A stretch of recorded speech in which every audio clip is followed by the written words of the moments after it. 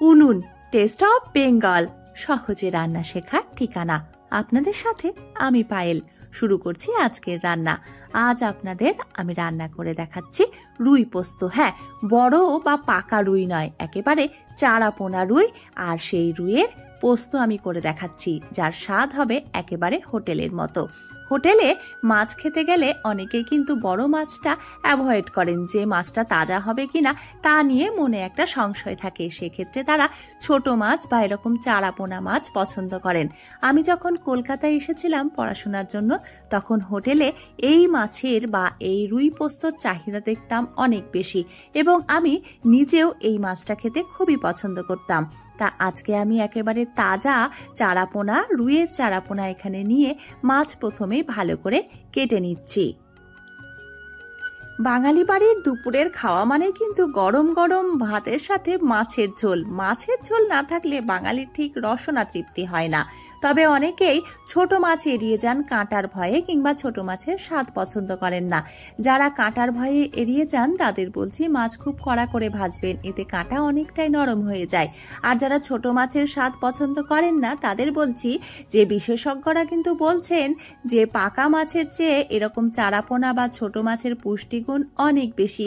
তাই আপনারা অবশ্যই ছোট মাছ পাতে রাখবেন মাঝে মধ্যেই। আর স্বাদ বাড়ানোর জন্য এরকম ভাবে মাছের ঝাল রান্না করতেই পারেন। মাছগুলো কাটা হয়ে গেলে ধুয়ে নিয়ে নুন হলুদ মাখিয়ে ভেজে নিচ্ছি। যারা আপনারা খুব ভালো রান্না করেন তারা তো জানেনই, তবে যারা নতুন রাঁধুনি তাদের উদ্দেশ্যে বলছি, মাছ রান্না করতে গেলে সব প্রথমে কড়াই ভালো করে গরম করবেন, এবং তারপরে তেল খুব ভালো করে গরম করবেন যতক্ষণ না তেল থেকে ধোঁয়া উঠছে। আর এরকম করে তেল গরম করে রান্না করলে দেখবেন যে মাছ ভাঙছে না। আরেকটা কথা বলি, আঁচ কমিয়ে হাতে সময় নিয়ে মাছ খুব ভালো করে ভাজবেন। এতে করে মাছের উপর অংশের সাথে সাথে ভেতরের অংশটাও ভালো ভাজা হয়। নইলে আঁচ বাড়িয়ে রান্না করলে কিন্তু উপরটা কড়া ভাজা হলেও ভেতরটা খুব ভালো ভাজা হয় না, এবং এতে করে আষ্টে গন্ধ থাকতে পারে। মাছ ভাজা হয়ে গেলে আমি কড়াইতে আর একটু তেল দিয়ে অল্প একটু লবণ দিয়ে দুটো পেঁয়াজ বেটে নিয়েছিলাম, সেই পেঁয়াজটা ভেজে নিয়েছি। আর তার সাথে আমি দিয়ে দিয়েছি 3 টেবিল চামচ পোস্ত বাটা। এবারে দিয়ে দিলাম 1 চা চামচ জিরে গুঁড়ো। সব মশলা খুব ভালো করে আমি এখানে মাখিয়ে নিচ্ছি, অর্থাৎ কষিয়ে নিচ্ছি। আমি এই রান্নায় হলুদ ব্যবহার করিনি, আপনারা চাইলে কিন্তু হলুদ ব্যবহার করতেই পারেন। মশলা থেকে তেল ছেড়ে আসলে আমি অল্প অল্প জল দিয়ে আরও কিছুক্ষণ কষিয়ে নেব। আর তারপরে মশলা পুরোপুরি কষানো হয়ে গেলে গ্রেভির জন্য জল দিয়ে দেব। ঝোল ফুটে উঠেছে, এবার আমি ভেজে রাখা মাছগুলো দিয়ে দিচ্ছি। আঁচ কমিয়ে রান্না করে নেব।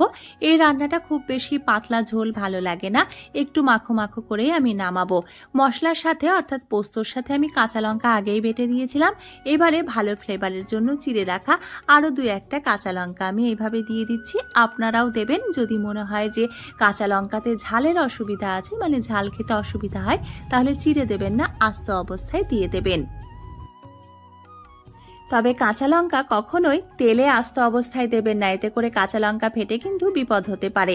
যখন দেখবেন যে গ্রেভিটা মাখো মাখো হয়ে গেছে, তখন উপর থেকে আরও 1 টেবিল চামচ কাঁচা সর্ষের তেল দিয়ে এইভাবে নামিয়ে নিলেই রেডি হয়ে যাবে আমাদের রুই পোস্ত কিংবা চারাপোনা মাছের ঝাল।